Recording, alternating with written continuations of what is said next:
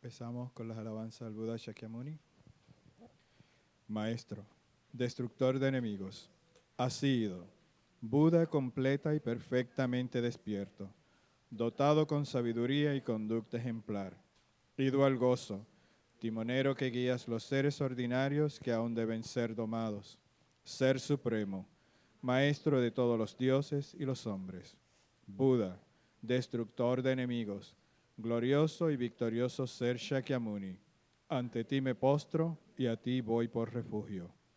Maestro, destructor de enemigos, has sido Buda completa y perfectamente despierto, dotado con sabiduría y conducta ejemplar, ido al gozo, timonero que guías los seres ordinarios que aún deben ser domados, ser supremo, maestro de todos los dioses y los hombres, Buda, destructor de enemigos, glorioso y victorioso ser Shakyamuni, ante ti me postro y a ti voy por refugio.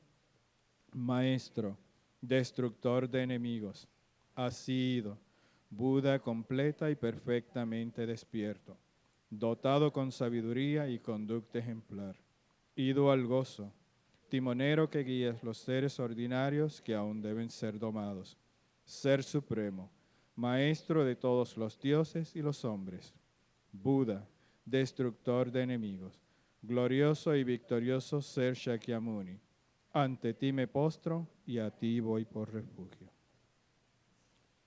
Así lo oí.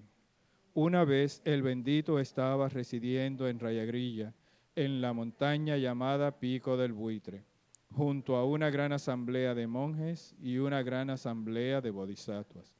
En ese momento, el bendito entró al samadhi que expresa el Dharma, llamado iluminación profunda, y al mismo tiempo el noble Avalokiteshvara, el bodhisattva Mahasattva, mientras practicaba la profunda perfección de la sabiduría, vio lo siguiente. Vio que los 5 skandhas son de la naturaleza del vacío. Entonces, por el poder del Buda, el venerable Shariputra le preguntó al noble Avalokiteshvara, el bodhisattva Mahasattva, ¿cómo debe entrenar un hijo o hija de familia noble que quiere practicar la profunda perfección de la sabiduría? Entonces el noble Avalokiteshvara, el bodhisattva Mahasattva, le contestó al venerable Shariputra, oh Shariputra, un hijo o una hija de familia noble que desea practicar la profunda perfección de la sabiduría, debe practicar así, viendo lo siguiente, que los 5 skandhas son de la naturaleza del vacío. La forma es el vacío también es la forma.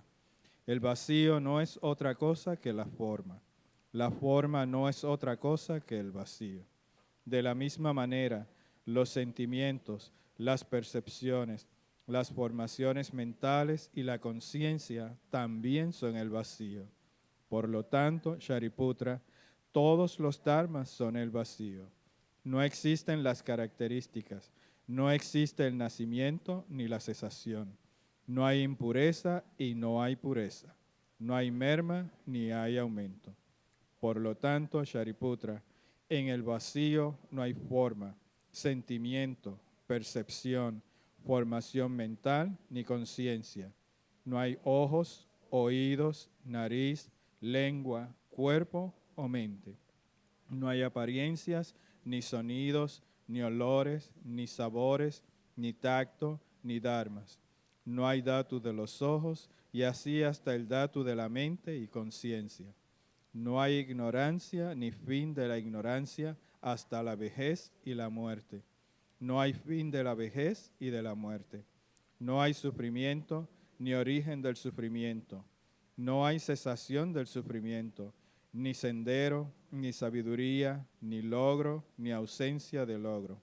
Por lo tanto, Shariputra, ya que los bodhisattvas no tienen logros, moran en la profunda perfección de la sabiduría.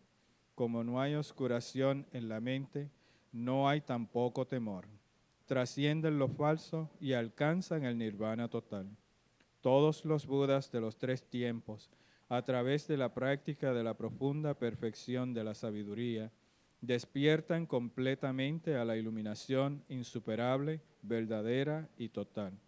Por lo tanto, el gran mantra de la profunda perfección de la sabiduría, el mantra de la gran percepción, el mantra insuperable, el mantra inigualado, el mantra que calma todo sufrimiento, debe ser conocido como la verdad, ya que no contiene falsedad. El mantra de la profunda perfección de la sabiduría es Tayata Gate Gate Para Sangate Bodhisoha. Tayata Gate Gate Para Sangate Bodhisoha. Tayata Gate Gate Para Sangate Bodhisoha. Tayata Gate Gate Para Sangate Bodhisoha. Tayata Gate Gate Para Sangate Bodhisoha. Tayata Gate Gate Para Sangate Bodhisoha. Tayata Gate Gate Para Sangate Bodhisoha. Tayata Gate Gate Para Sangate Bodhisoha. Por lo tanto, Shariputra, el Bodhisattva Mahasattva debe entrenarse en la profunda perfección de la sabiduría. Entonces el bendito salió del Samadhi y elogió al noble Avalokiteshvara, el Bodhisattva Mahasattva, diciendo: bien dicho, así es. Oh hijo de noble familia, así es. Se debe practicar la profunda perfección de la sabiduría, así como has explicado, y todos los tathagatas se regocijarán. Cuando el bendito dijo estas palabras, el venerable Shariputra y el noble Avalokiteshvara, Bodhisattva Mahasattva, y toda la asamblea de dioses, humanos, asuras y Gandharva se regocijaron y alabaron las palabras del bendito.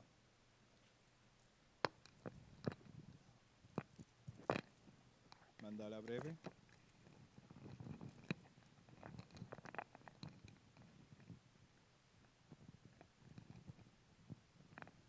Esta tierra ungida con perfume y regada de flores, con el monte Meru, los 4 continentes, el sol y la luna, vista como una tierra pura de Budas, yo te ofrezco. Que todos los seres puedan gozar de una tierra así.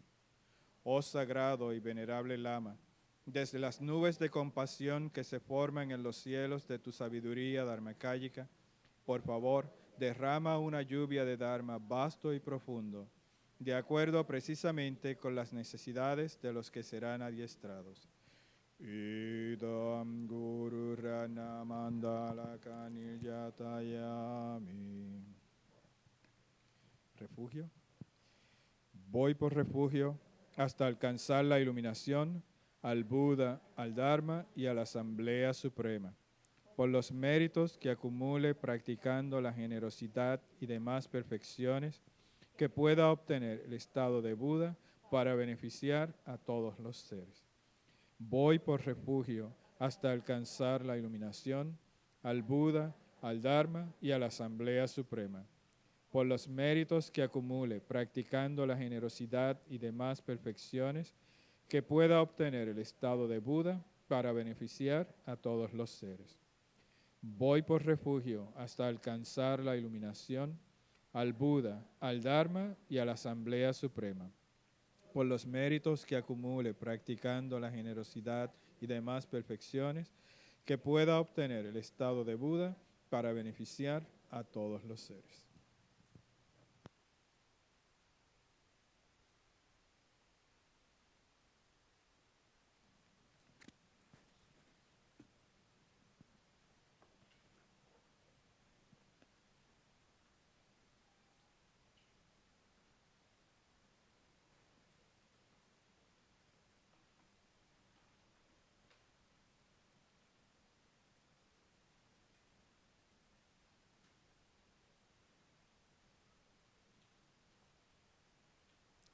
And so, from the heart of the Guru, after taking refuge,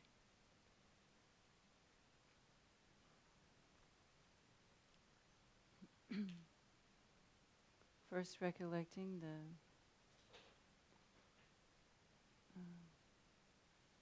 three types of faith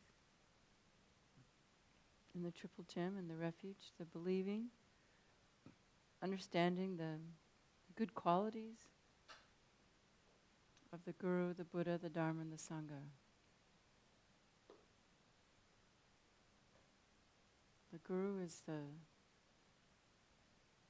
emanation of the Buddha, who is here with us now with great, great kindness, who is enduring the condition of being in a human body, with everything that comes with being a human, simply in order to teach the Dharma to us. And the Buddha and the Guru both have equal love for all beings. They don't discriminate between those that harm and those that make offerings. Their love is completely unconditional for all beings. Doesn't matter what comes in response.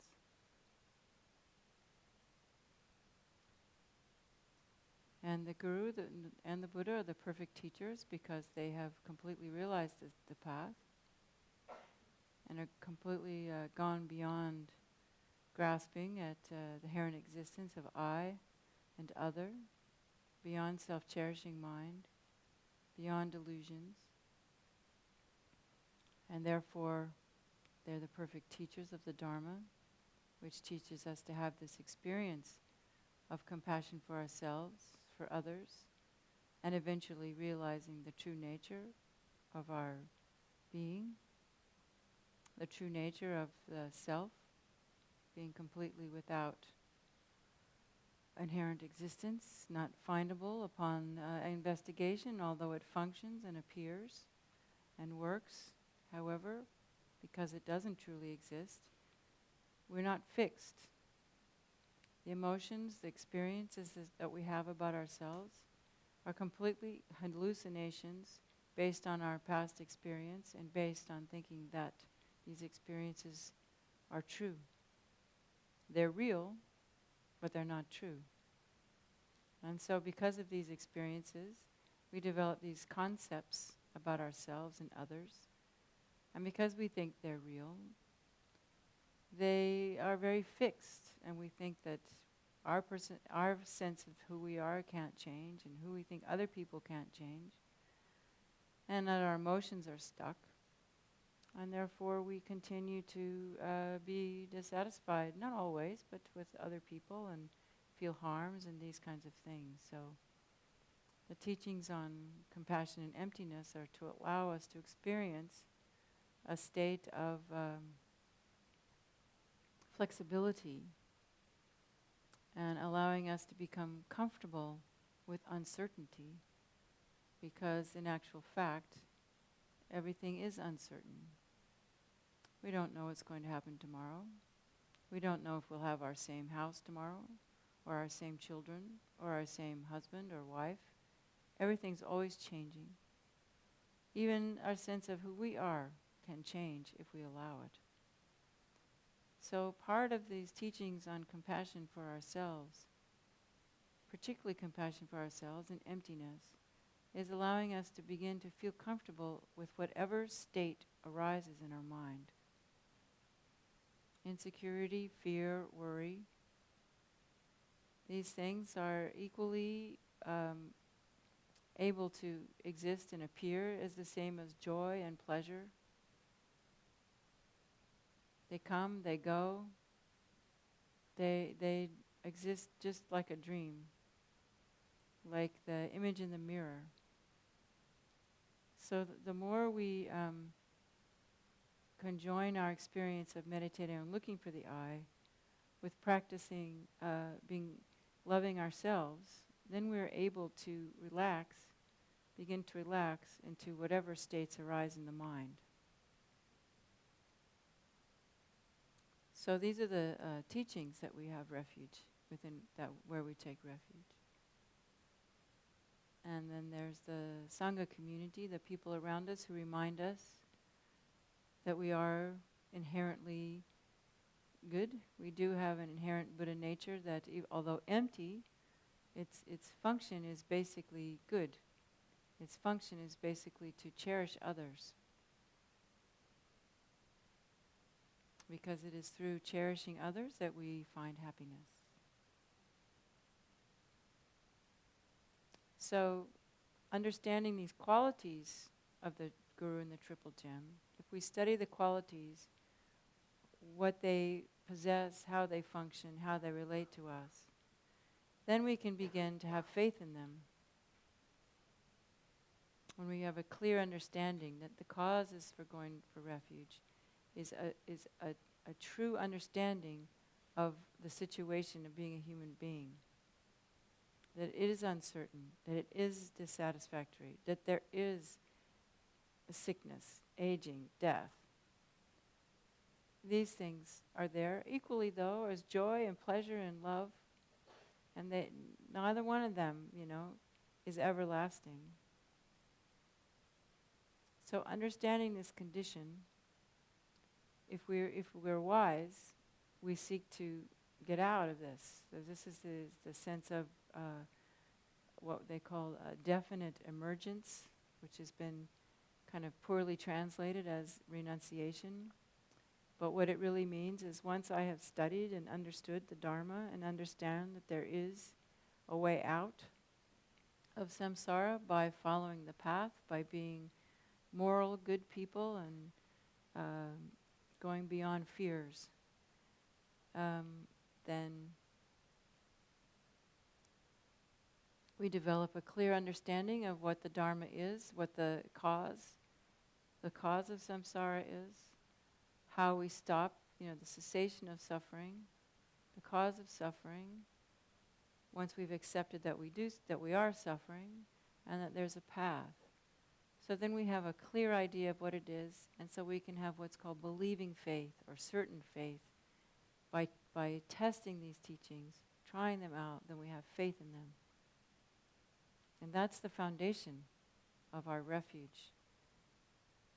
The causes are, the fear of samsara, wishing others to be free from suffering, and knowing that there's a way out, the faith that there's a way out.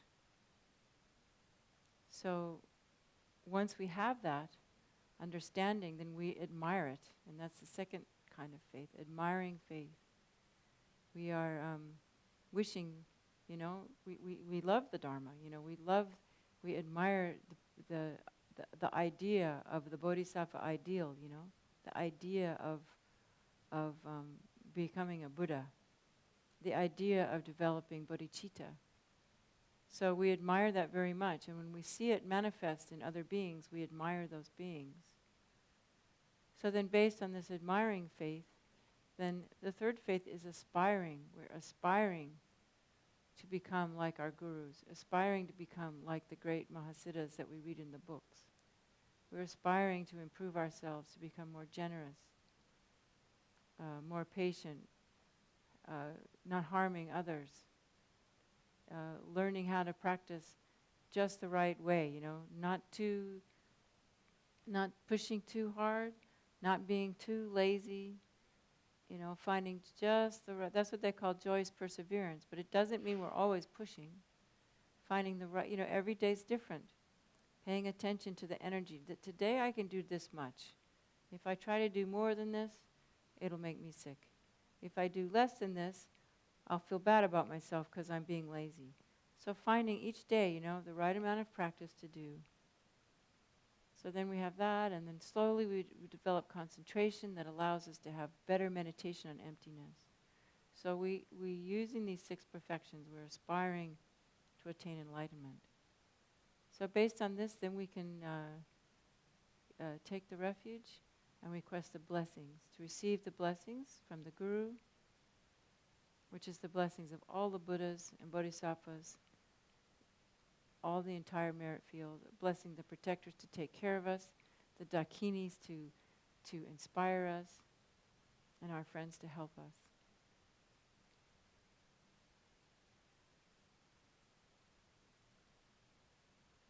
So then we make a request, please Guru, bless me to develop great compassion for myself and others, and tread the path to enlightenment with wisdom and skillful means.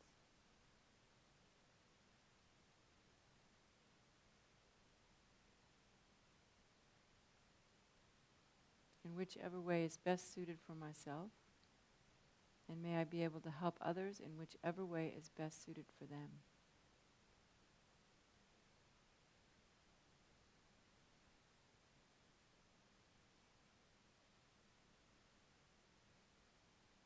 So then the Guru Buddha has heard our requests,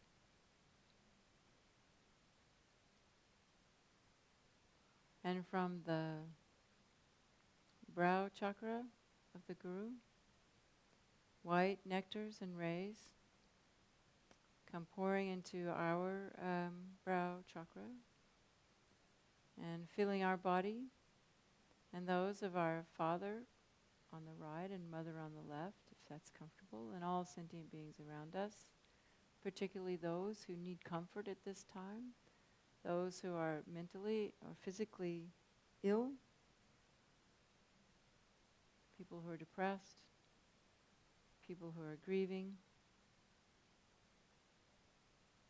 people who have physical disease, and also all of us too, comes into us, fills our body with joy and light and wisdom light, purifying particularly all of the obstacles related with our bodies.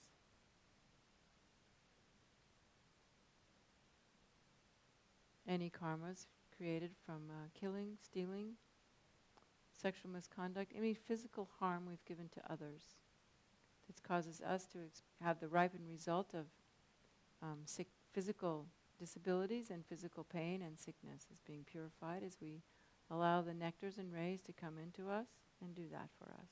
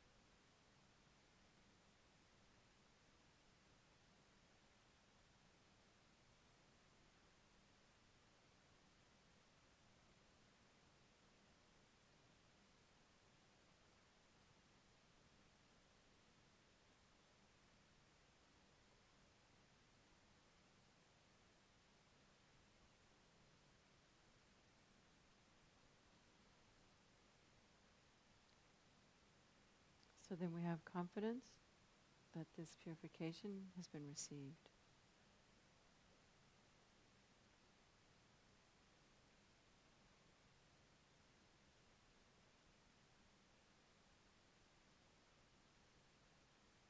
And then from the throat chakra of the Guru, nectars and rays pour into our throats and that of all the sentient beings around us, filling our whole bodies with red light and blissful feelings. blissful feelings that are in the nature of emptiness.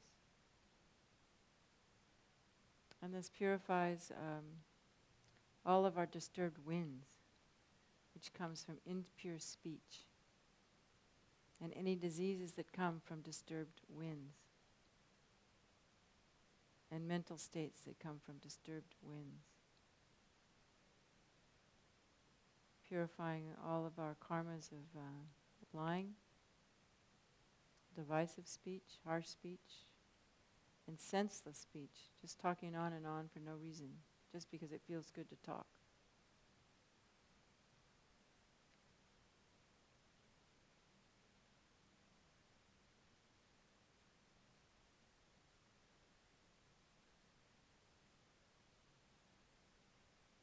Our bodies become clear like a crystal, like a ruby light, you know.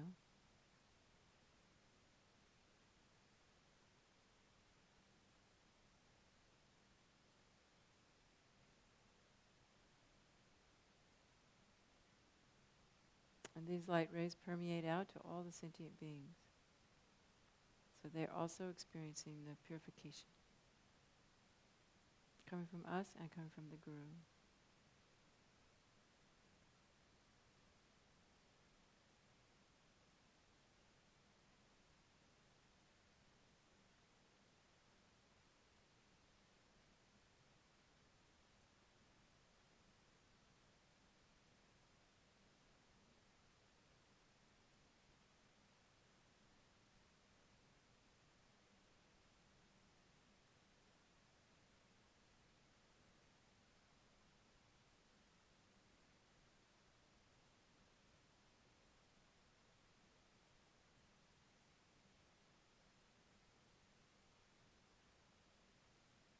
And we think all the experiences we have that are the result of past harmful speech, completely purified, because we have regret for having done this because of the ripened result that will come if it's not purified.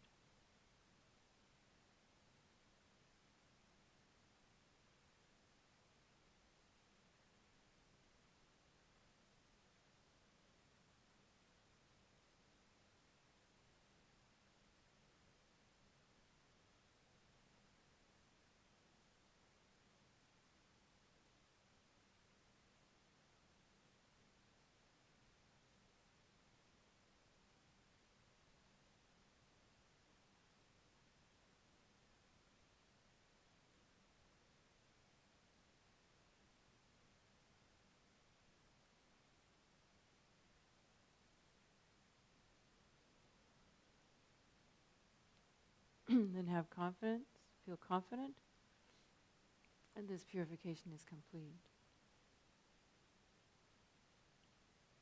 and sealed with emptiness.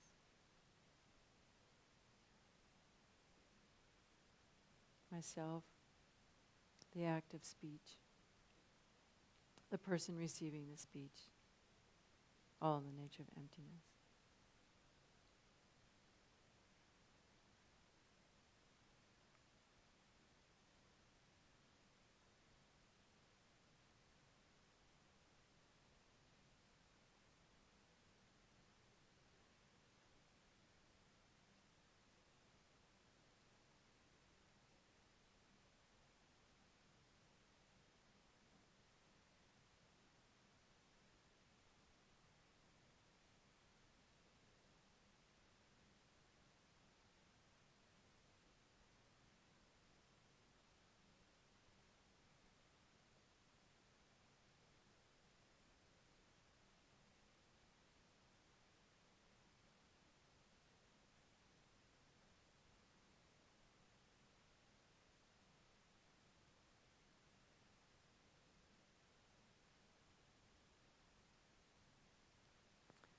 And then from the heart chakra of the Guru, dark blue nectars and rays come into our heart, filling our whole body with blue light. Blissful sapphire blue light. Our body, hollow body, is becoming very clear, And the light rays going from our body, going out to all sentient beings, as if you'd put a light inside a sapphire or a blue crystal.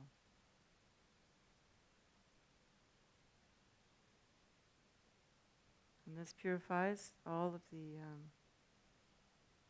obstacles that come from the actions of mind. Particularly experiencing that what comes up in our minds truly exists.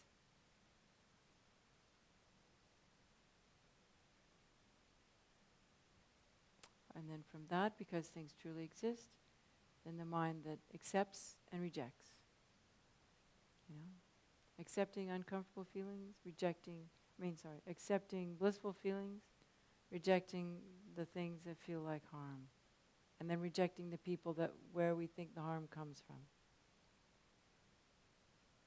Addiction to different pleasures, drinks, foods, people, clothing, shopping, gambling, internet, YouTube, TV. Caring for others can also be an addiction. All the obsessive thoughts, thinking about different people, things, is a never-ending obsessive thinking that we have. Wanting, rejecting, I hate this. All this ever-ending mental, blah, blah. That we think is real, that causes us to be totally delighted and then totally unhappy. It's just completely like as if it was a dark room, you turn on the light.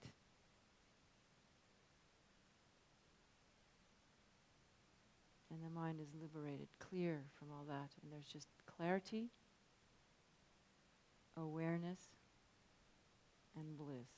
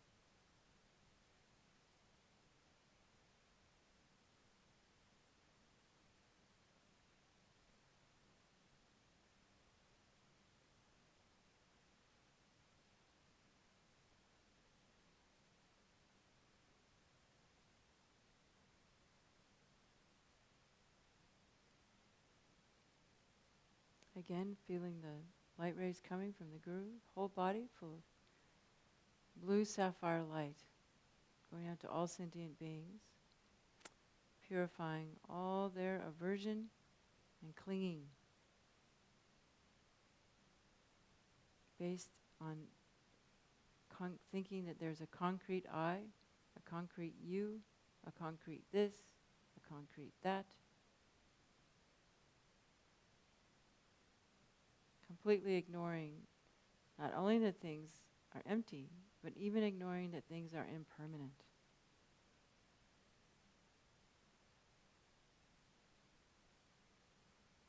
Of course, nothing's going to last.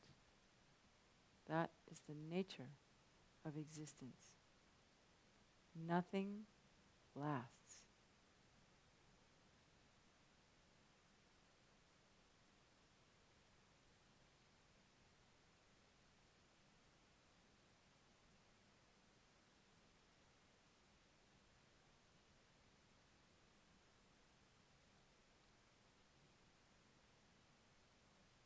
Nothing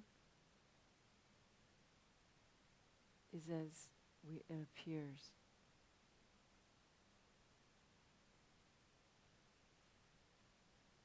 It is the nature of our mind to grasp on and cling, thinking that things truly exist.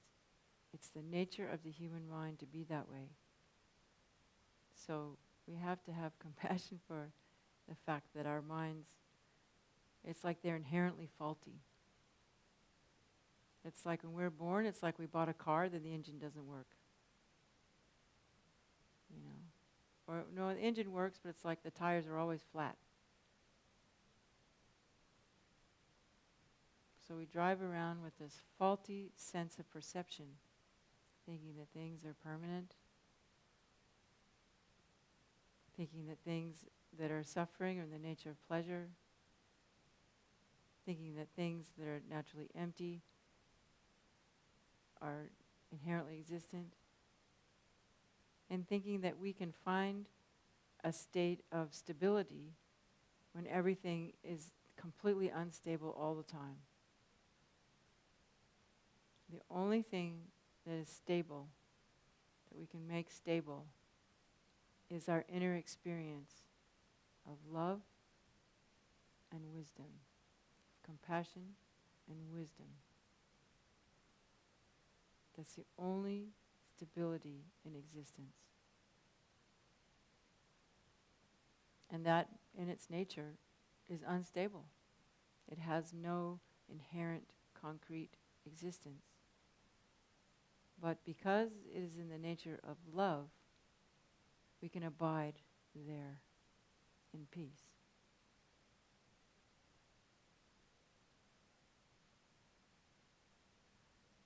So that's what the blue nectars are doing. They're allowing us to abide in peace in this uncertain existence, because at our core, our nature is love.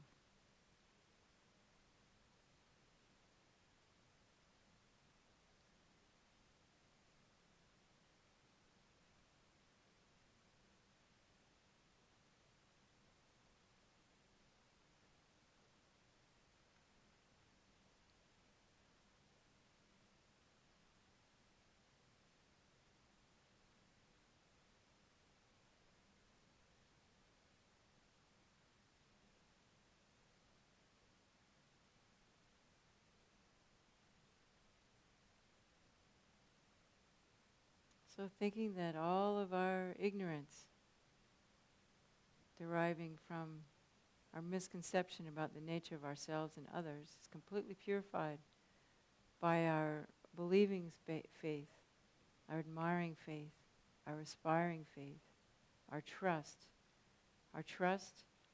in the process of enlightenment. We don't know how fast we're going to go there. We don't know the nature of the road, but we can trust that by putting our faith in the Triple Gem and by taking refuge and studying the Dharma and traveling the path, that one day total comfort in uncertainty will be ours.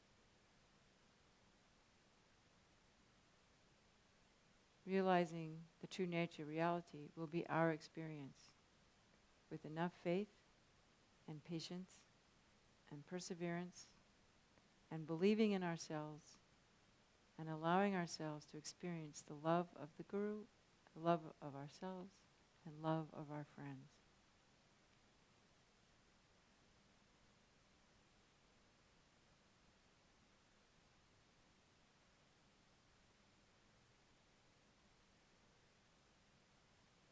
And not trusting the mind that seeks to make things concrete, the mind that seeks to be obsessed with attachment and hatred.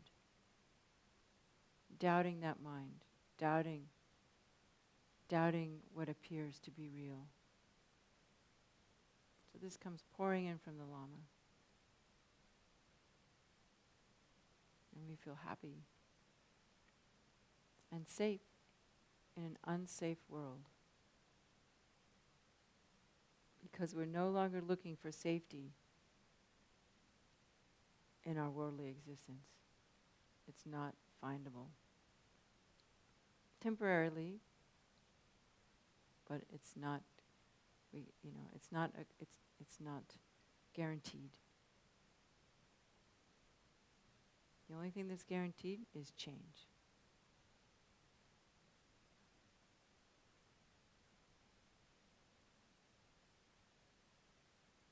So then again, recollecting the body full of blue light going out in all directions to all beings. We appreciate the purification that we allow ourselves to experience and have faith in it. Each time we do it, it's a little baby step towards enlightenment.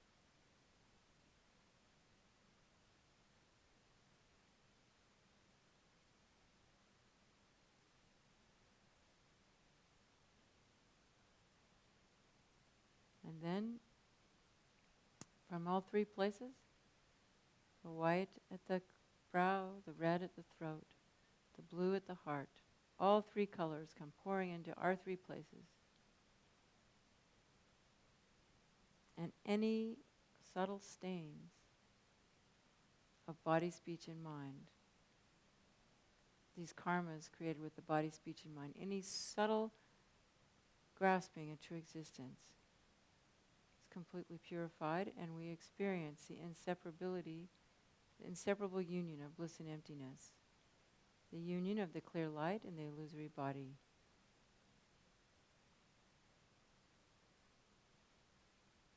Which comes from the Guru sitting in the center of our hearts. So then we request the Guru to come and it becomes into just the very, very nature of the union and the experience of the union of bliss and emptiness. It manifests as a very subtle drop of the Guru's heart, comes to the crown of our head and dissolves, entering into the crown, going through the crown chakra, the throat chakra, and resting in the very center of the heart. You can imagine it sitting on a lotus and a sun, or a lotus, moon, and sun. And then the lotus closes up around the Guru. The essence of the Guru. It's no longer the Guru, just the essence of the Guru. And regarding in our heart. And we meditate, my mind, the essence of my mind is oneness with the essence of the Guru's mind. Completely beyond concept, beyond this and that. Just pure bliss and awareness.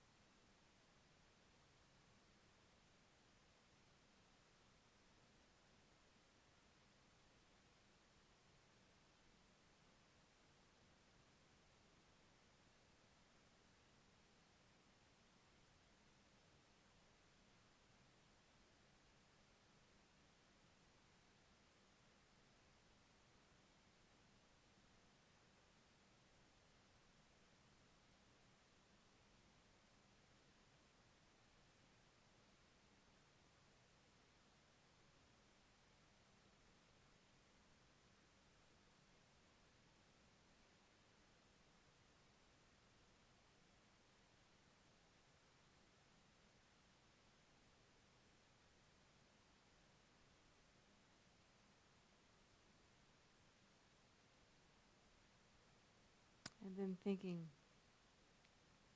it's not enough that I have this experience, because countless other beings are also under the influence of this ignorance. So I must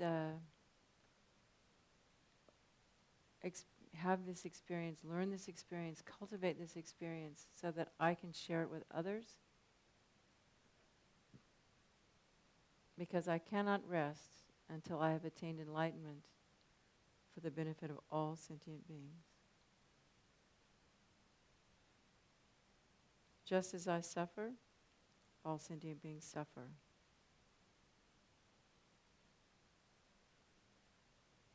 So, in order to attain enlightenment for all sentient beings, we're going to spend the rest of the afternoon together talking about, thinking about, meditating on how to develop compassion based on Losang Choki Gyaltsen's prayers in the Lama Chopa Guru Puja text.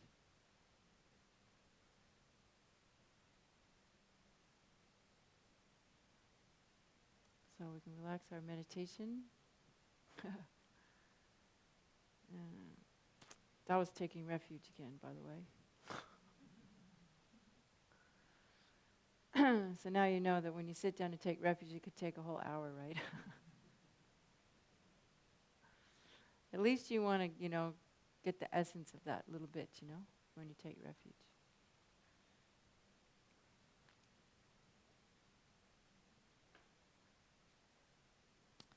So, what time is it?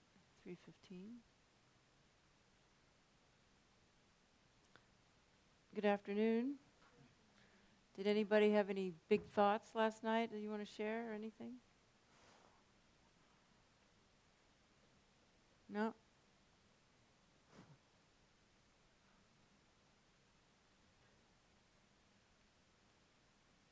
Anybody have any uncomfortable things they want to share? No? Okay. Nobody's very talkative today, I see. So then I have to do all the talking, right? Luckily, my dad was called Motor Mouth.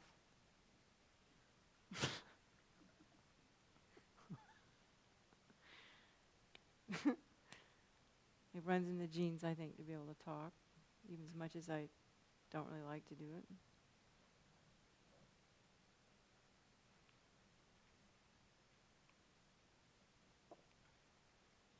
Okay, so yesterday we worked on compassion for ourselves. But when it comes for compassion for others, the Tibetan Buddhists, they're really great at that. So I thought, well, let's just go to the tradition. And I forgot to bring my English copy. And, when I'm sitting up, when I meditate, I can remember it because I do it from memory, but I hope I can remember it here. So I wrote down a little bit. So we want to go to the verses in the Lam Rim prayer, which you'll have to help me because I don't have the English. But the one that starts, having considered how all these pitiful beings have been our mothers and have raised us in kindness again and again. So which verse would that be? 89? Yeah, that looks right. Yeah, I can read enough Spanish to see that's it. Okay. So why don't you all just read it together, okay? When you get to, it's page 39. Is there anybody here who doesn't speak Spanish besides me? Okay, good. Otherwise we're in trouble. Okay. So, do you want to read it? Yep. You're the Onze. La 89. Yeah. Ahora sí. Okay. Sí, la página 39. Sí. El verso 89 en la página 39. Right? You read it, yeah. Okay. Everybody read it together. Habiendo considerado que todos los lastimosos seres han sido nuestras madres y nos han cuidado una y otra vez con bondad y amor, pedimos sus bendiciones para desarrollar una compasión igual a la de un hijo por su amoroso. Just stop there. Okay, read the next one. No existe diferencia entre nosotros y otros. Nadie desea aún el más pequeño sufrimiento ni está satisfecho con la felicidad que tiene. Entendiendo esto, pedimos sus bendiciones para poder aumentar la felicidad y la alegría de los demás. Okay, we'll stop there for a while because I'm sure you've all had these teachings before. But it's good to, a lot of times, particularly in the West, we think, oh, I already studied that. You know? Like, because the way we learn things, oh, I did algebra, then I did geometry, then I did algebra 2. And if I was really smart, I did, what's the next one? Trigonometry. And I learned that and I did that, And then I went to college and I studied biology and I did that. And so when you finish, you're finished. But in the Dharma, it's really different. You're never finished. Because when I was in my first retreat, I don't know if really that much happened in my second retreat in terms of ahas, realizations kinds of things. It was more just going deeper, I think.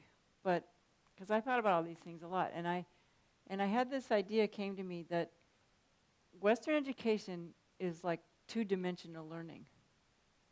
You just learn something and you spit it out and you're done. You pass the test, and you learn it, and it's just in your head. And even if you have a profession, it's still just in your head. Maybe you study surveying, and so you learn how to do all the instruments, and you spend your life, making roads, right? But it doesn't touch your being, right? It doesn't do anything. It doesn't change how you think about yourself or how you relate to others, right? There's nothing in our education system that does that, except for maybe PE, right? Because you can become a good runner and then you feel good about yourself. Or, if you're a really good student, it can change the way you feel about yourself because you feel good about yourself. And if you're a bad student, then you feel bad about yourself. But nothing really changes our basic way of being and experiencing the world, you see. And so Dharma is completely different. So when people go and they study, I did the Lamrim. I can recite the Lamrim, But has it changed? It doesn't. You have to do it over and over and over again, Because I call it three-dimensional learning. Because, the difference between a 2D movie and a 3D movie, A 3D movie, it feels like you reach out and touch, So Dharma is three-dimensional learning because it completely has to change everything about who we are. Completely down to the very core, inherent, existent I, So, I love Lama Chopa.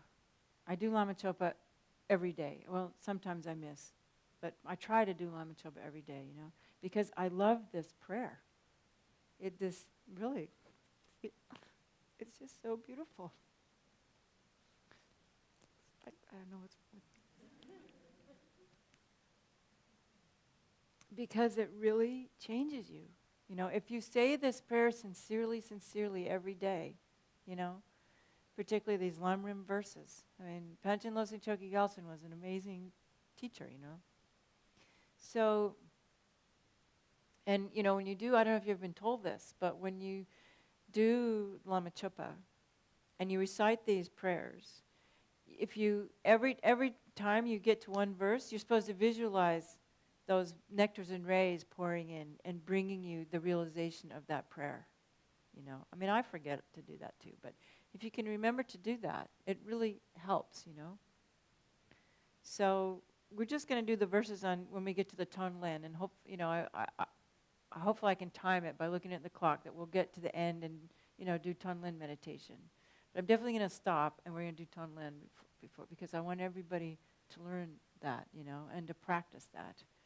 Because, when you get Tonglen, becomes as familiar to you as looking at your cell phone every 5 minutes, then you will completely change your life, In fact, they should have an app, that comes up all the time. Remember to do Tonglen, and they have this little, it'd be a great app, wouldn't it? It'd come up on your phone every time, this little thing has this little person breathing in, breathing out, you know.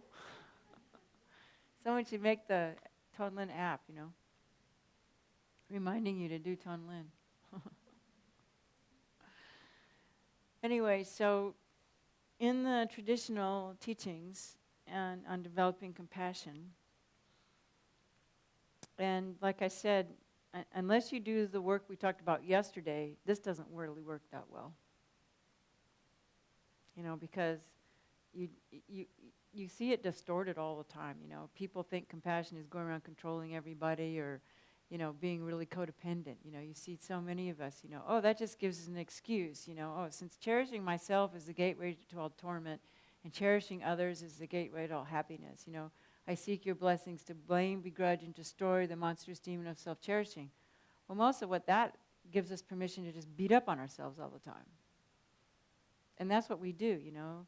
We work really hard, we run ourselves into the ground because, oh, I'm becoming a Buddha, I'm cherishing others, you know. I mean, and that's good. I'm not saying that's not good. But if it's causing harm to you, you're a sentient being too. And eventually it backfires because on one side of your mouth, you're this really nice da-da-da-da, but the other side, when you get home, you know, you beat up your children or something, you know, or at least you're nasty. Because you can't pretend forever. You know, you can't play the good person when you're not taking care of yourself, because it's going to come out. The nasty person can't stay bottled up forever, right? So anyway, we did that yesterday. So let's go on with today. So the foundation for developing compassion is equanimity. So that's what this one is about, right? We seek your blessings. What is it? To enhance the bliss and joy of others. So you know, the Dalai Lama, when he talks, he always starts with, you know, everyone wants happiness. Nobody wants suffering. We're all the same. And it's really important to develop equanimity. We were talking about that yesterday because otherwise it's very difficult to have compassion for everybody. It becomes selective. It's just for the people that we like. But we can't be compassionate for George Bush. You know, we just want him to go to hell because he bombed all those Iraqis, you know, right?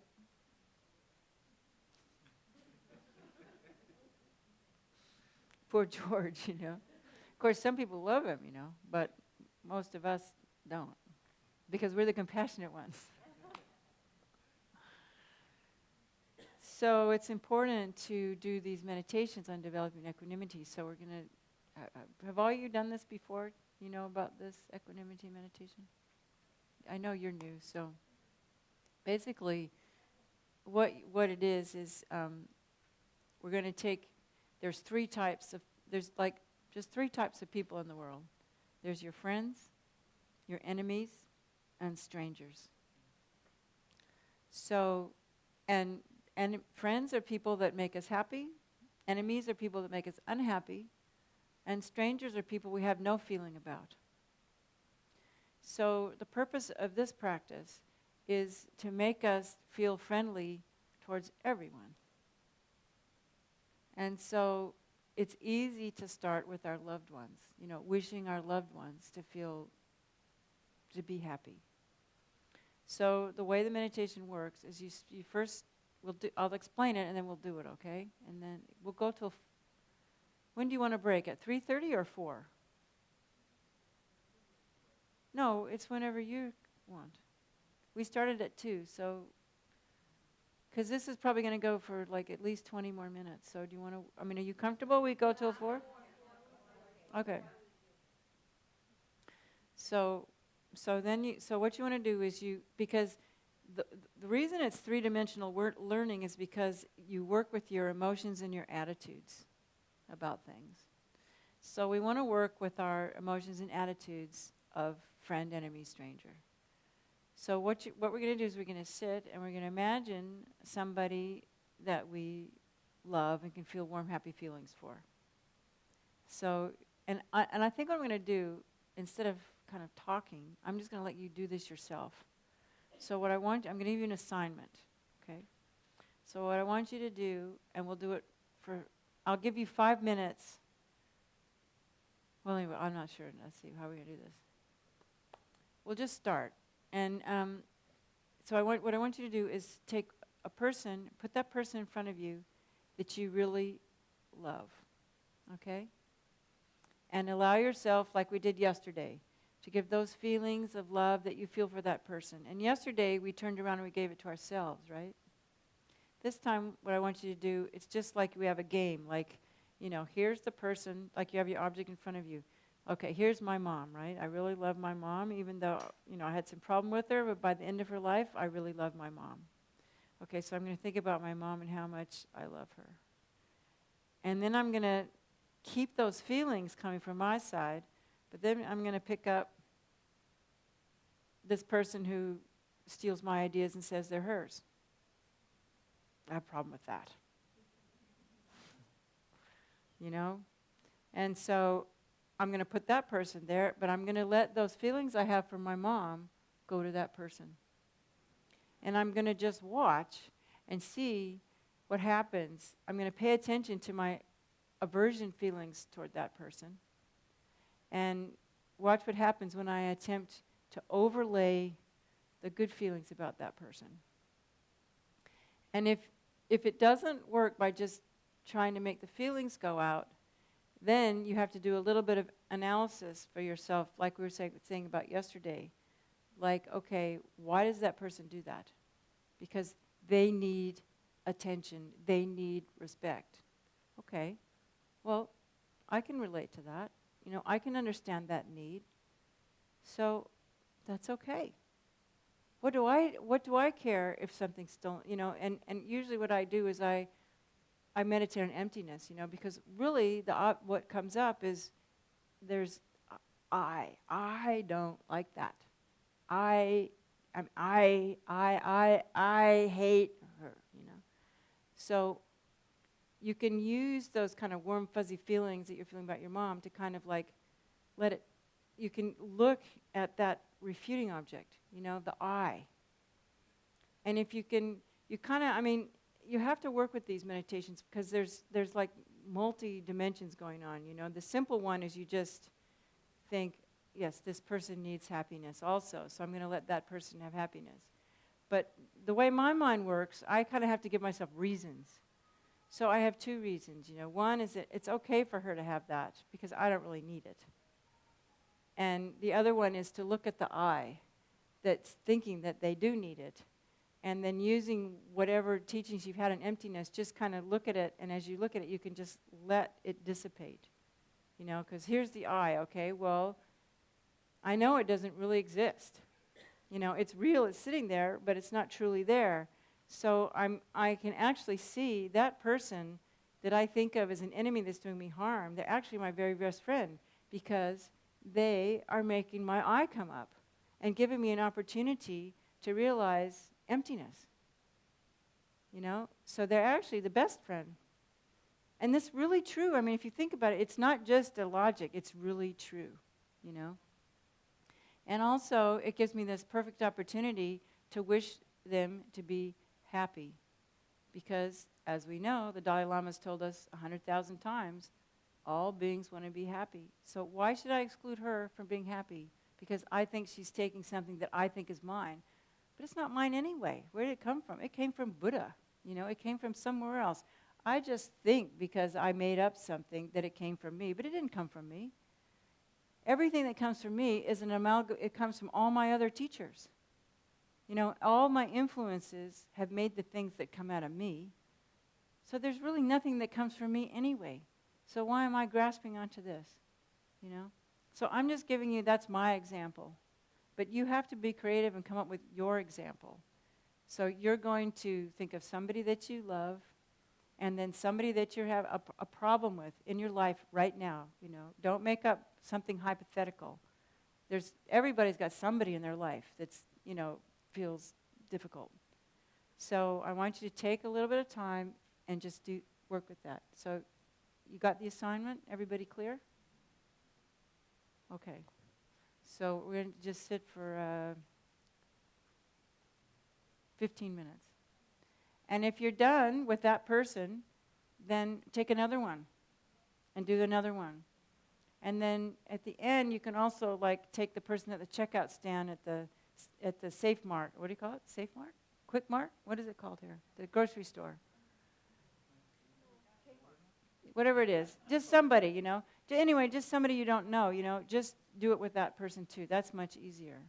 Because the idea is that to get used to just realizing that everybody is, you know, we can be friends with everyone. Okay? Any questions? And if you want to write, you can. You know? Okay, let's go. Huh?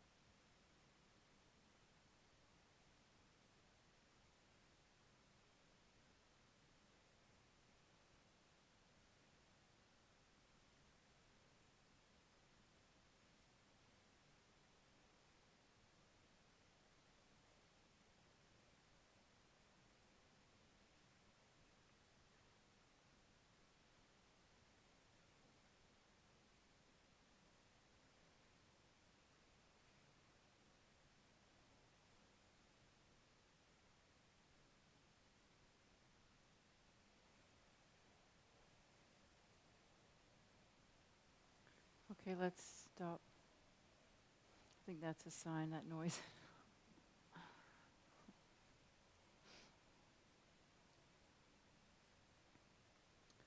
So I'd like some feedback if possible. And I'd just like to tell you, if you do this with people, the next time you're around that person, it'll be much easier. It really works, So, how was it? I mean, hard. Huh? It's a joy. Yeah. Yeah. It's hard, isn't it? Wait, yeah. Where you go through something strong and it's recent, you have all those crazy emotions. Yeah. That's the best part. Yeah. Time to practice, but if you have a kind of a little bit of a center mind, but if not. No, it can drive you a bit nuts, because, I mean, when it's really bad and you think about that person and all you do is like go into panic, it's maybe not the best time to do it. But try a little bit, because I think maybe in the beginning even more than the, trying to just do the stabilizing meditation on giving them friendship. If you do the analysis and really try to do the compassionate analysis of, why it is that they've harmed you, and look at it from their side, why it is that they have harmed you, but even more important is do the analysis on why do I perceive harm?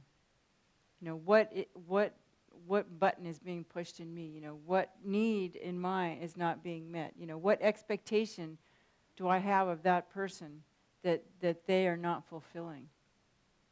And even though it's difficult, if you talk to yourself about it, it won't happen the first time, but you'll definitely get over it a lot faster than if you just have to wait and then that kind of until the hatred just subsides and it's just sitting in your liver until your next life when you see them and you don't know why you hate that person.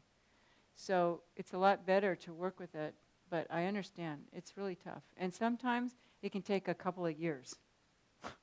So don't, if it doesn't go away quickly, but, and sometimes you might have to go to talk to a therapist about it, but, or at least, it's nice to have a patient friend that'll let you just vent, and sometimes you do just have to vent about somebody, but you always have to know, I'm just doing this because I have to get it out of my system. I don't really believe these things, but I need to say these things because those feelings are real for me.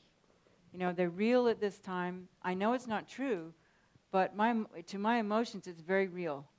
So it's really good to be able to just, vomit it out and get the poison out. Sometimes you just have to get the poison out.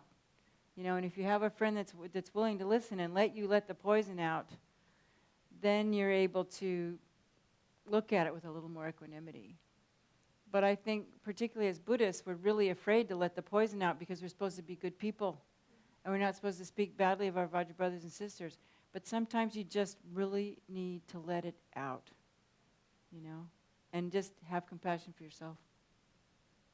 Even if you've got nobody to talk to, if you just write it, sometimes, you can fill up a journal with all that stuff, But eventually you'll find peace, and you can learn to actually love that person.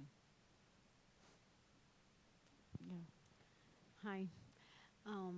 When You have to hold it close. When I was first starting the meditation, that I was thinking about somebody that I love unconditionally. Yeah.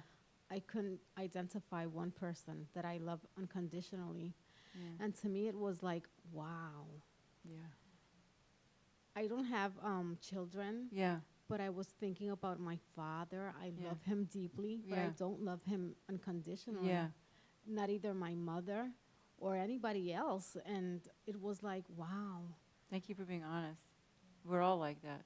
And then I thought, if I cannot love myself unconditionally, I cannot love anybody else unconditionally. Yeah. And well, I was just like, keep the mic up. I was just trying to think of two persons that I am having difficulties with. Yeah. And I could see clearly that one of them is like if I was seeing myself in her a few years ago and I just don't like her. Mm-hmm. And it is very difficult for me to get along with her. Mm-hmm. And I have to do it on a daily basis because we work together. Mm-hmm. I supervise her. Mm-hmm.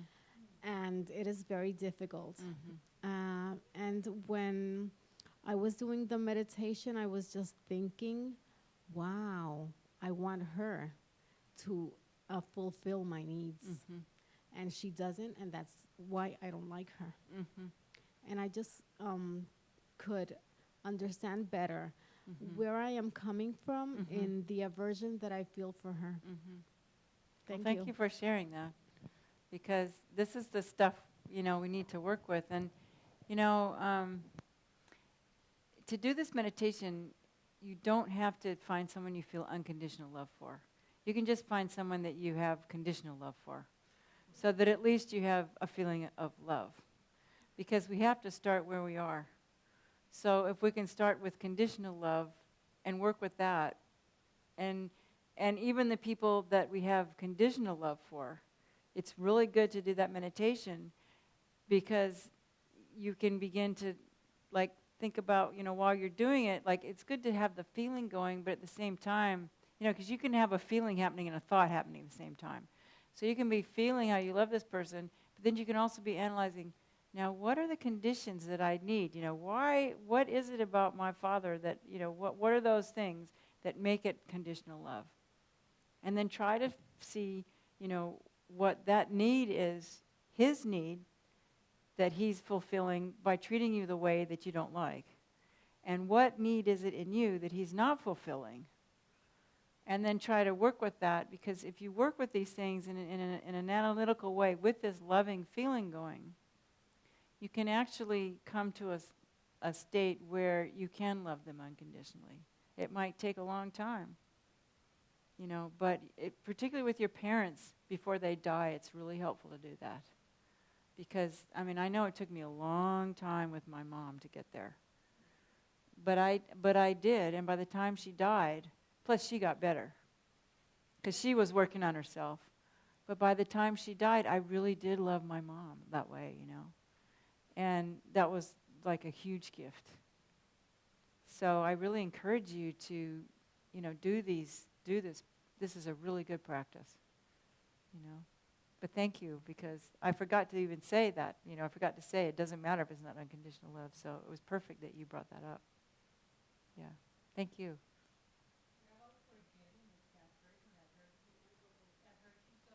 Wait. Hold. I was thinking of an ex-friend Yeah. that I think she harmed me so much. Yeah.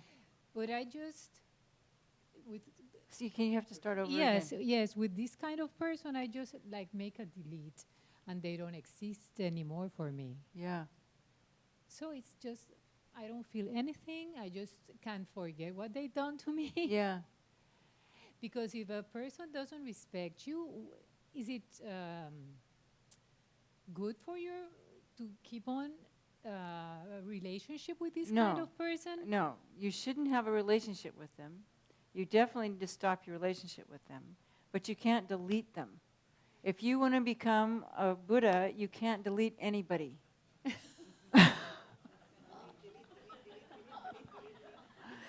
But you definitely don't need to ever speak to that person again.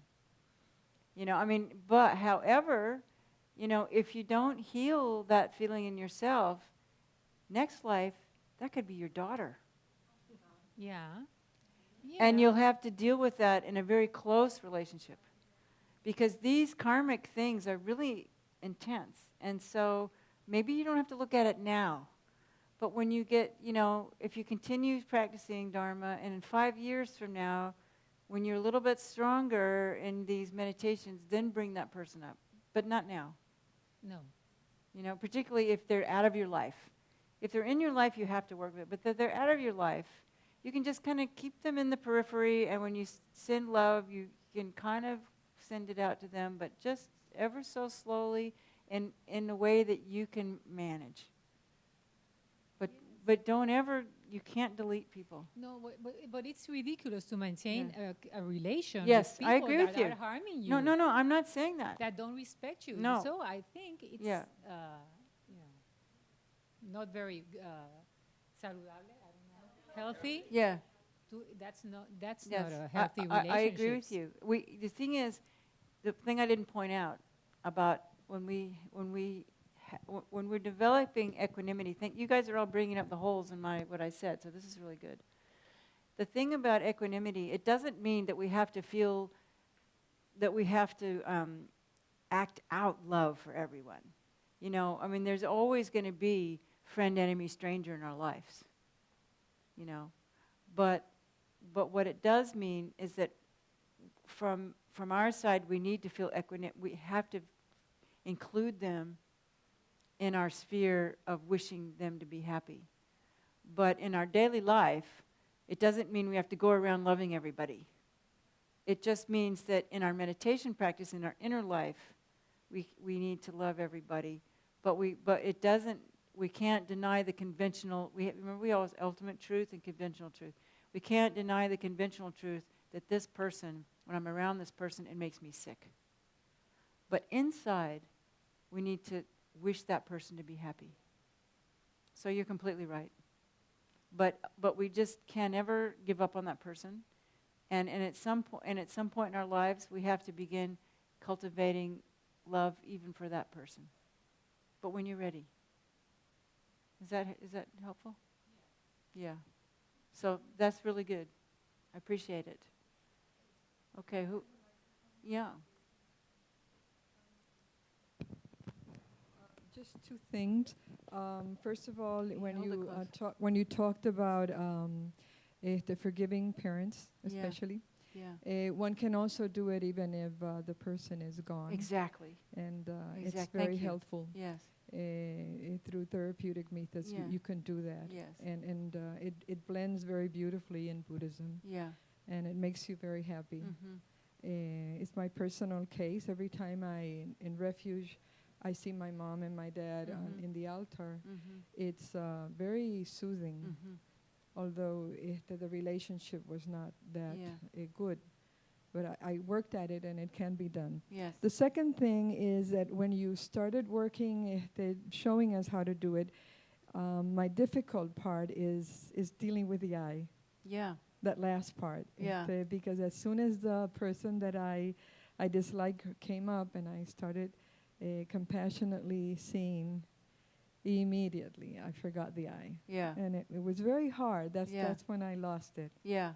You mean you lost the meditation, or No, you just lost you lost the compassion? I went back into struggling with the. I didn't quite get it. Explain it to me. When the difficult part for me is once I go through the whole process. Yeah. It's if I'm not very watchful, it's very difficult, that meditation that you do, and you've been doing it consequently with us every day. Yeah, when you end up looking at the I. Mm-hmm. I think that's something that I will, as soon as they bring up the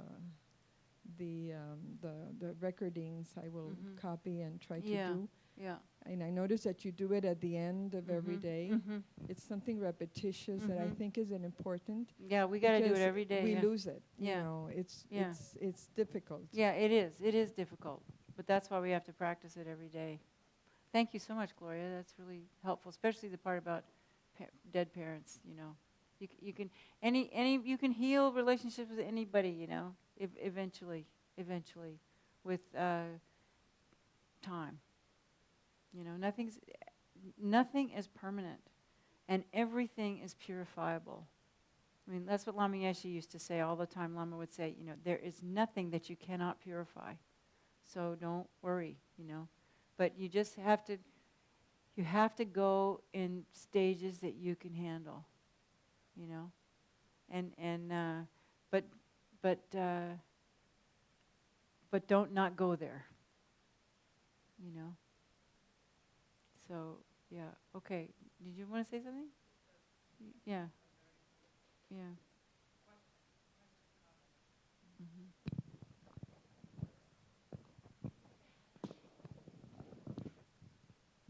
Remember to hold it close. Yes. So Veronica can hear. our great translator over there. One thing that happened to me, I brought out a few skeletons from the closet, Mm-hmm. which was wonderful. So thank you for that opportunity. But Mm-hmm. then I realized when I was looking at these people or the person that I'm having trouble with now, Mm-hmm. there was a moment when I was seeing them as different than they are. I was trying to change them. I caught myself trying to change them. And I thought, no, that's not it.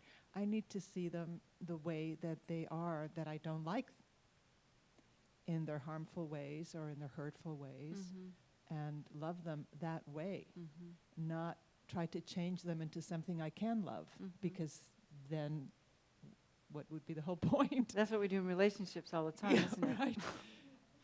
So that was very interesting. Just Yeah. seeing that tendency, even Mhm. in a meditation, Mm-hmm. of wanting to control someone and Mhm. change them into someone beautiful, that I can Mhm. go, oh, they are so lovely, I love Mhm. you now. What You know. what's that? There's some little line that they have in AA about control is the real side of help or something like that. Like watch out, because when you're helping someone, really all you're trying to do is control them. And I know that's yeah in the AA stuff. Because that's what we do. I do it too. It's our nature. And I guess kind of another side to that is that to recognize that those things and those people that I don't like are in me as well. That's usually why we don't like them. Right, and I'm perfectly capable of whatever it is that, maybe not right now, but Yeah, I could be yeah, capable of it, yeah, whatever they did to me. yeah. No, we're capable. I think that's what's really revealing and helpful is when we see ourselves acting really badly. Because it's really silly to be high and righteous, because just because the karma hasn't ripened for somebody to make you so mad you hit them or do something terrible doesn't mean the potential isn't there in you. So I think part of why we hate people is we think we're better than them. Oh, I would never do that. But if the causes and conditions arise, we will do it.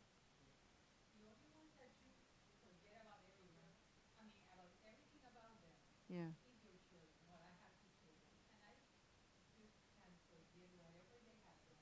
Yeah. Let me repeat it. She's saying that the only people that you can forgive and forget whatever they have done to you is your children. So that is the perfect mind to take, you see. That's why they all this things in the Tibetan Buddhism is all about, mothers and children, loving the mother, loving like a mother loves her only child. Bless me to see all sentient beings like a mother loves her only child. So that's how we want to see all beings. It's pretty,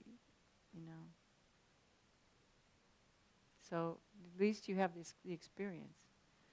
So when you are doing the meditation, you think about your children, and then you can trade. I think about maybe not the person you deleted, but you can, less ones,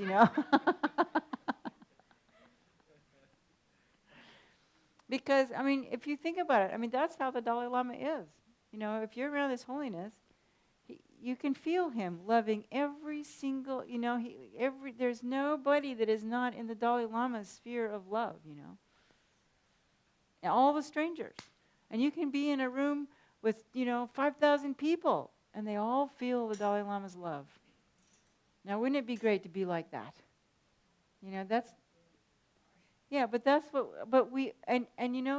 I went to Portland last May for the Dalai Lama's thing. You were there, some of you were there, some of you were there, we were there. You were there, Veronica was there, Anna was there.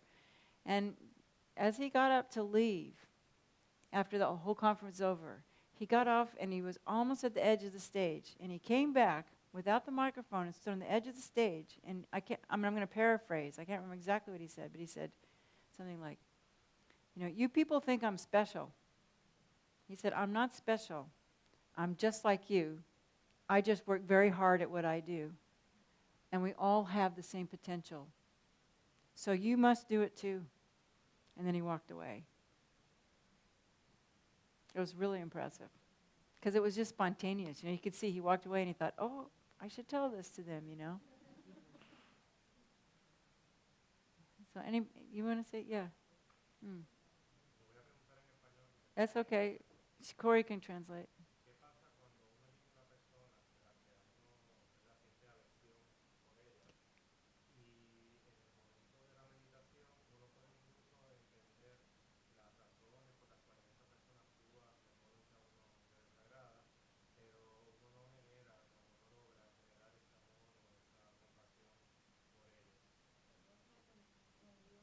Wait. Just for everybody here, Okay.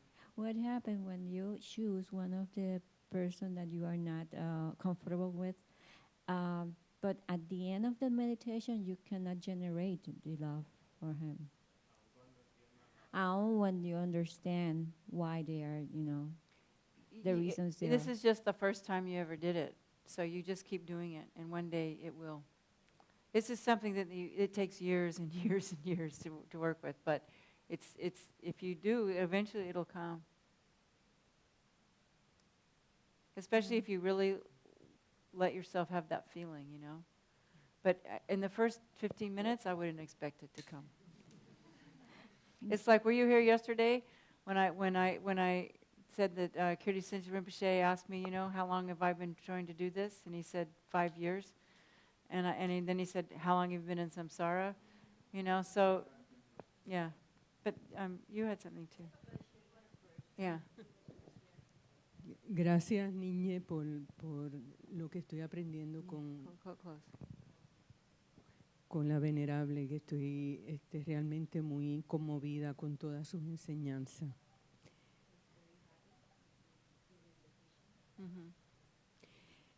Mi dificultad cuando estaba haciendo el ejercicio fue que no encontraba enemigos, pero sí encontraba todos los políticos que en el mundo le han hecho daño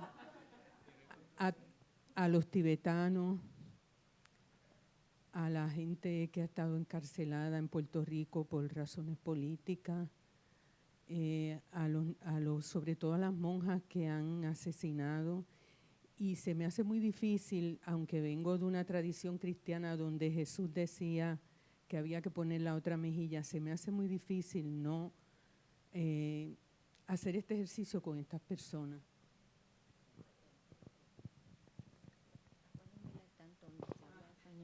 Okay, the difficult for her was the more difficult. She didn't find a specific enemy, but then she can relate it to politicians around the world. Me too. To everyone that is harming others, So politicians. Politician that harms others, like in Tibetans and the monks, nuns, the murders, everything, everyone else. A lot of people that harms others. She don't find one in her mind that affect her, but That's find okay. other. That's still good because we're still harboring resentment and hatred towards those politicians. I mean, me too. I have the same problem. So work with that because it's not going to help us to hate them. The less hatred in the world there is, the better it is. It doesn't mean, like I said yesterday, it doesn't mean we ignore the harm they're doing, but we'll be more effective in overcoming the harm if we can heal our hatred towards them for that. If we are reacting in politics, if we are politically involved coming from the space of hatred instead of love, we're not very good at politics because then we're just the same as them. So, the greatest politicians we've ever, that we know about are, Gandhi and Martin Luther King and, His Holiness, because they respond with love. So even the politicians, we have to do these. That's why I said George Bush, you can put him there, Poor guy, you know. Yes. Yes, I just wanted to share something that happened to us last Friday. We usually go to La Perla to give food, breakfast and lunch to the homeless, and they take a bath and that. And there are rules, you know, like we cannot give them shoes only once a month or shaving thing once a week on Mondays. And I usually break the rules. I gave them this and that. And the lady that controls everything, you know, like the boss, she caught my attention and she said, Gloria, don't do that, you know, there are rules you have to follow. And don't feel pity for them. And I said, okay. And then one of the guys came and said, I don't want her to feel pity for us. I want her to love us. And I want her to tell me that she loves me. And I said, oh my God, you know. I said, of course I love you. You know, and the way he said it, you know, you don't realize how much people need to be loved. And it was a wonderful experience. Yeah, that's great. That's all anybody wants. Really, you know. That's, and they just go about getting it in however they can. You know. Thank you. Anybody else? Yeah. Wait. No, but Veronica has to hear. Yeah, we have to follow the rules. Yes, when Marvia was speaking about hatred, Tibetans, nuns, and monks, but what I have know from them, they can feel sad and many kind of feelings, but hatred is not a word for them. Or what the Tibetans feel. Yeah. Oh, I know, they're amazing. Yeah, they're amazing. And we can still speak about hatred, but they don't do. No. Some of them can, but most of them don't. Yeah.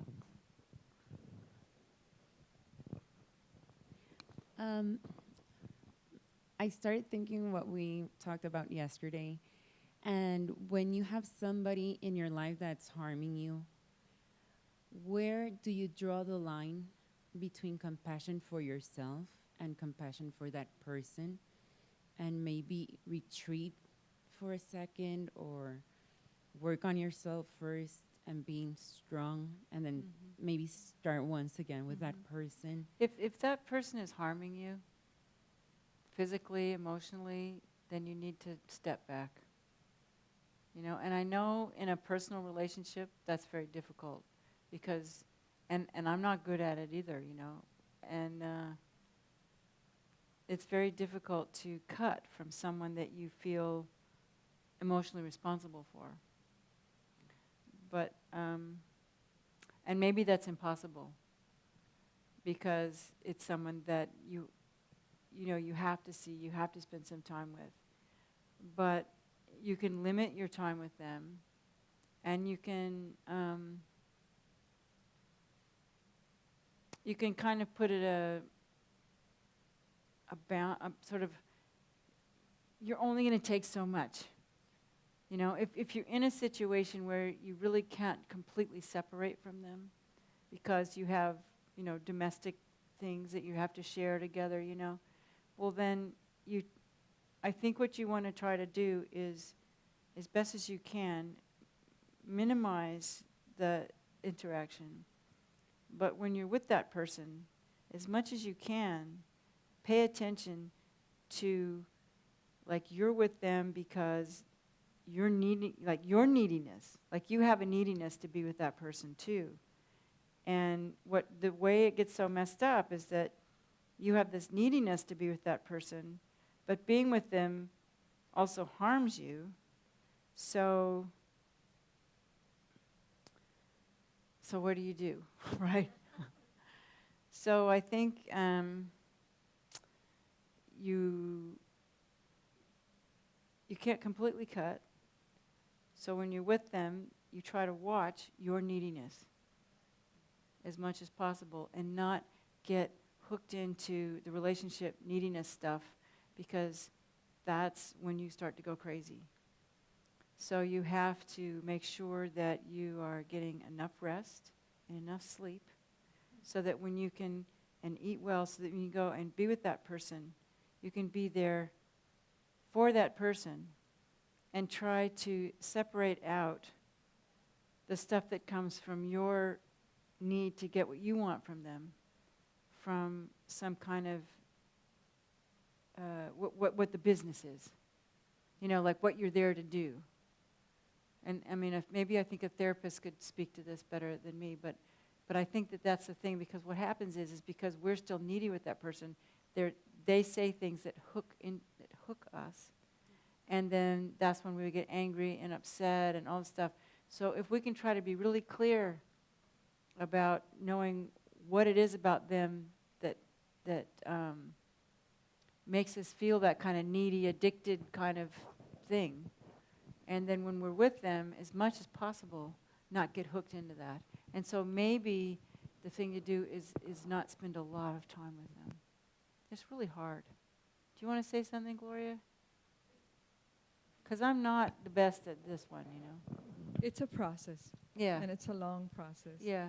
And it's part of the process is exactly what you've been saying all the time. It's loving oneself. Yeah. And one comes from backgrounds where one did not experience that. Yeah. So one doesn't know how to love oneself. Yeah.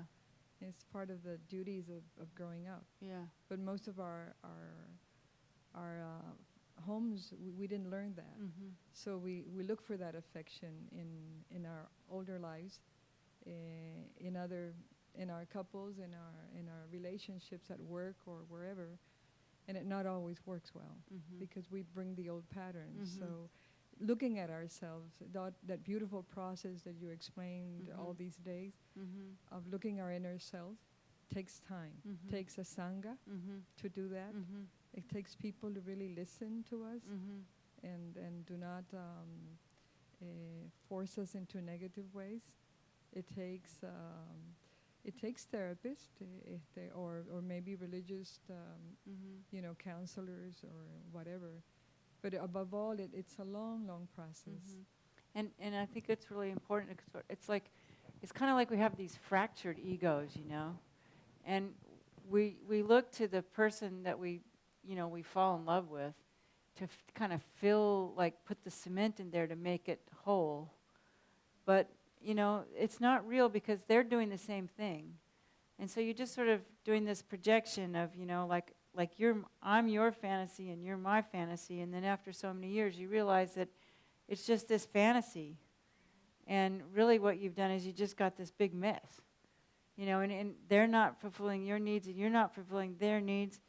And suddenly you're 35 or 40 and you've been with this person for a long time. And it's like, oh God, what do I do now?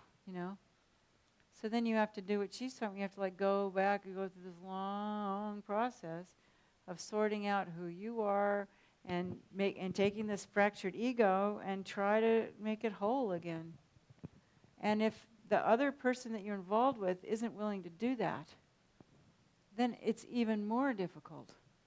And that's where you get into the situation, okay, what's love, what's compassion, and what's just like sickness, like sick neediness. And it's a really messy thing, and I don't think there's a really cut and dried area, and it can drive you a bit nuts, which is why when you're at that point in your life where you realize you've had this fantasy going on and it's just these two fractured egos that aren't fulfilling each other, that maybe it is good to see a therapist, just to try to sort out who's you and what's your stuff, and what's their stuff, and how much of it, of you are you taking on their stuff? Would you agree, Gloria? Because, and if you're lucky, the two people will heal themselves, because there's a reason why two people come together. There is something between them that's good and wholesome, But it comes to a point where, the two people need to do the work on themselves, and either they're going to stay together or they're not. But, it's nicer if they can, especially if there's children involved, because you have this history, you have this love for each other, and I think you get to a certain point in your life when you become a kind of a real adult, when you realize how you got to start working on yourself, or else you're going to be the kind of person, there's two kinds of people. The people who really want to work on themselves and be a whole person, and then there's the people who just don't care about that, and they just really don't care about it. And they're never going to care about it, because they just as soon go to the mall and go to the bar, because they're just, it's not in their DNA. And so you have to decide, if that's who my partner is, can I deal with that? You know, do I love that person that much? You know, or what's that going to do to me? And so it, like she said, it's a very messy thing, and you have to like just plow through it. It's like you're just stuck in the mud, you know. And all you can do is wake up every day and do your meditation practice, and you know, do the best you can. And if you really motivate and dedicate, and do the work on yourself, you will plow through it, right, Gloria? You will get to the end. And it might not be the outcome that you want, but there will be some closure at some point, I hope, right? One of the other things that I find in the beauty of having the good karma of being here, is that it's a mind training process. Yes. Those who just go to the therapist and work alone, it is one good thing, but having a place like this, where one can complement hearing the things we hear here. You know, the mind training that goes on here. Like what we just did. It's just beautiful. That's a really great mind training, right? Beautiful, beautiful. It really complements the work, because you go back home and you think. And then you come back the next day and you build upon that. And then you have the opportunity when the teachers are here and you have interviews, then you can work special things with those persons. And there's a good heart here. I mean, it's part of the process is that we feel abandoned, that we feel that we're not good. And then you come here and, well, I'm going to say this because it happened yesterday. I complimented somebody with her socks. And out of nowhere, she said, I'll bring them to you tomorrow. So I'm wearing socks that were given to me. And that was not what I wanted. But isn't that a beautiful gesture of love? You know, of desprendimiento. And you don't find that outside. And sometimes you don't find that in your families. So this Sangha is a very special place. And coming here is very special. It just complements the whole process. So, and I can't underestimate the value of taking refuge in generating bodhicitta, because we have that, like I was talking about, that fractured ego, and there's just something about taking refuge in bodhicitta and doing this thing about giving love to yourself that starts to slowly build up your inner strength, so that you can get the clarity on what it is to do in the world, you know, or maybe what not to do, or maybe you just have to hang out for a while, you know. But it's really important because, you know, that thing, and the more you really believe in the blessing, you know, coming, you will get a blessing. Buddha there are blessings.